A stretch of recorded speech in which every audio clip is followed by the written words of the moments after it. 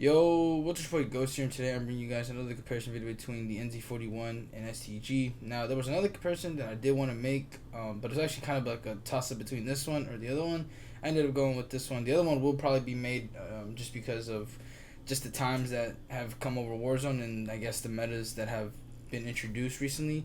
But both of the comparisons that I wanted to make, they revolve around one gun, which was the NZ-41, which for whatever reason has been getting a lot of popularity lately. I would say right now it's the primary AR that everyone's rocking right now. I would say it's like the most popular one, just because every time I look at someone's stream recently, like that's the gun that people are rocking, which is cool because if you guys have been keeping up with the times, you would know the NZ-41 has been considered a really trash AR for some time now, and to see it finally get some love, it's really dope because NZ-41, aside from like the beginning of the integration, has just never really gotten any attention, nor has it really been given the benefit of the doubt.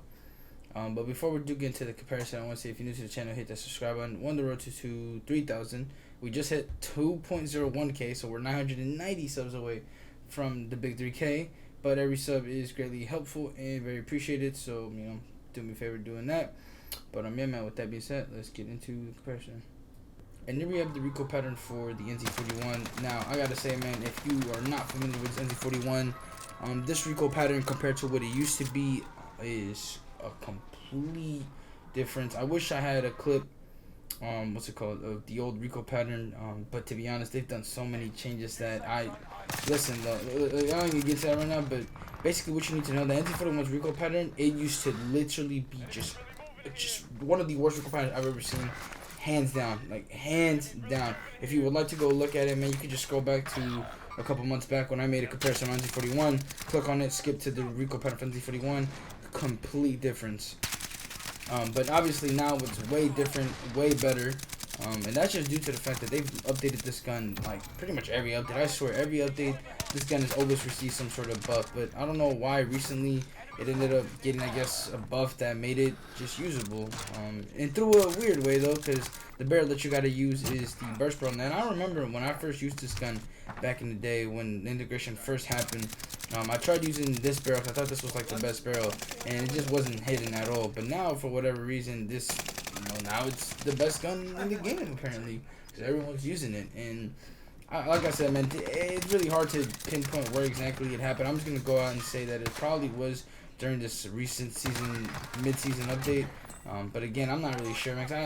It's so hard to keep up with all these updates. Every update, 20 weapons are getting changed. And like, man, it really is hard. And I'm not really looking at insignificant weapons, or I guess insignificant weapons and patches. I'm always looking at the weapons that are currently in the meta, not weapons that, really haven't been talked about. So I didn't really think NZ-41 change, if it did happen, was very significant. But obviously, as I know now, it was pretty significant because everyone was using it. And there's one thing that actually caught my eye. I ended up seeing this article somewhere. I don't know how true this is. I didn't look too much into it. I didn't even click on the article.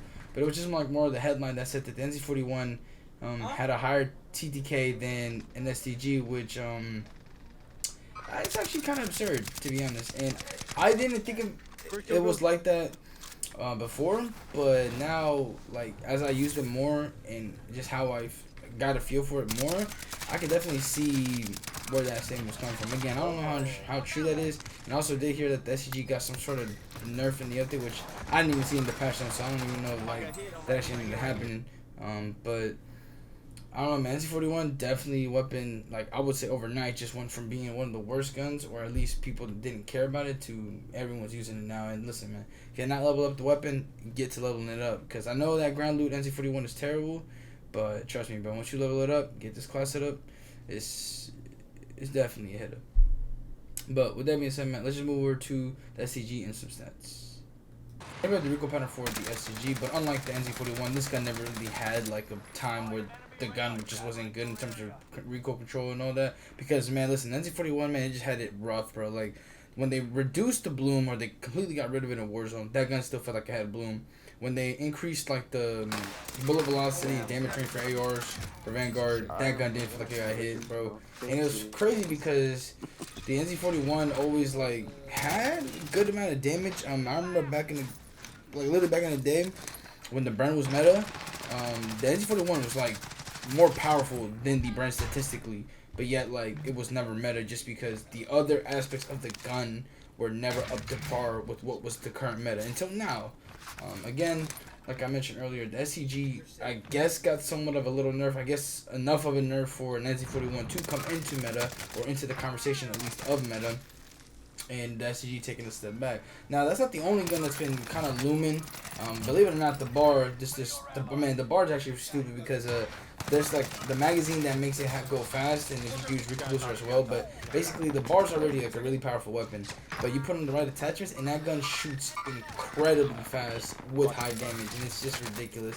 And that's another gun that I wanted to talk about. That was actually the other comparison that I wanted to do with the NZ-41. But obviously, we're doing this one instead of that one, which is no problem because the STG was obviously the gun that was talked about before this update.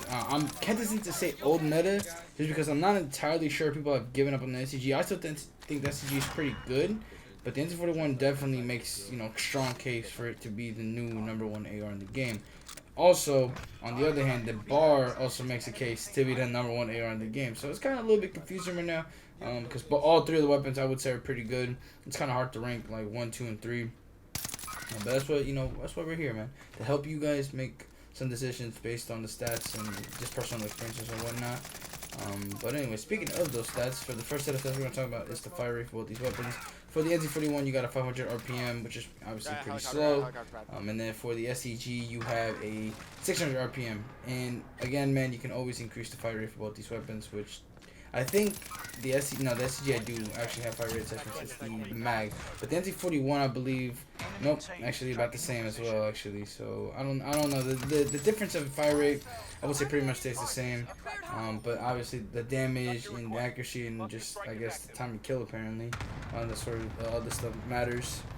But the thing about ARs is like fire rate is cool and all, but like unlike SMGs, you're not really using these guns for close range.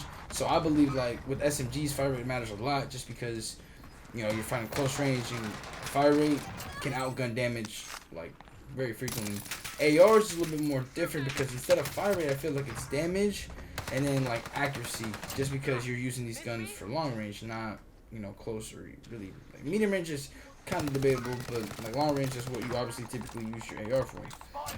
But anyways, speaking of those damages, for 0 to 35.5 meters for the NZ-41, you got 55 damage to the head, 48 to the neck, 40 to the chest and stomach, and then 37 to the extremities. For the STG, for 0 to 27.9 meters, you got 52 damage to the head, 39 to the neck, 36 to the chest, 33 to the stomach, and extremities.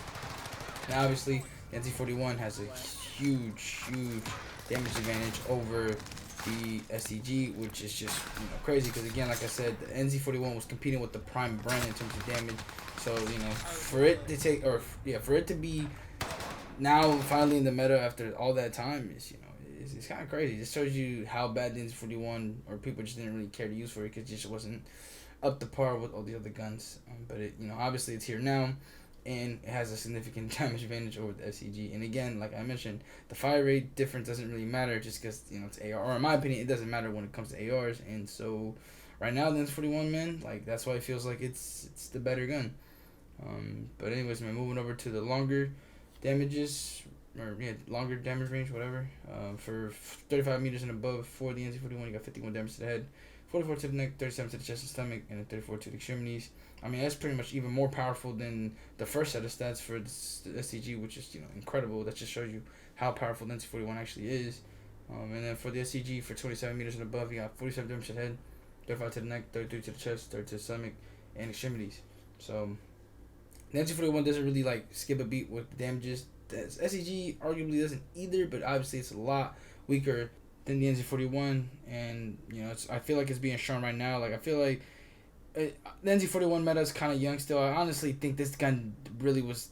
I would say it's been like a couple, like 2-3 days really, where people have been paying more attention to this gun. I feel like over the last week, 2 weeks, it's been all about the bar. And I think just recently, really recently, is when we finally start seeing the NZ-41 getting some attention. Now, I'm gonna wait a couple more days to really make like a full-on judgment. I'm obviously gonna make more comparisons between all the guns that I've been talking about. But like right now, I would say in conclusion, the NZ-41 is a weapon to look out for. I, at the moment, from what I've used this gun, do think it has the potential to be better than STG. I'm not gonna say that it's 100% better than STG just yet, because I feel like we need a little bit more time to really, get a feel for this weapon. Because like I mentioned, it's, to me, from what I've seen, it's only been like 2, 3, maybe even 4 days since this gun has really been of use, and it's not like a gun that 100% stood out and it's like way better than STG. But that could be a little bit recent bias. But right now, like if I really had to pick, I would say the NZ-41 is definitely the way to go. If I had to pick though, but again, I'm not even 100% sure on that answer. Give me a couple more days after a couple more comparisons, and I can give you guys some more solidified answer. But anyways, man, let me know what you guys think about this NZ-41 right now, and just in general the whole just I guess situation with the ARs and which is your go-to AR at the moment. But I thank you guys for watching. See you guys in the next one, and I'm out. Peace.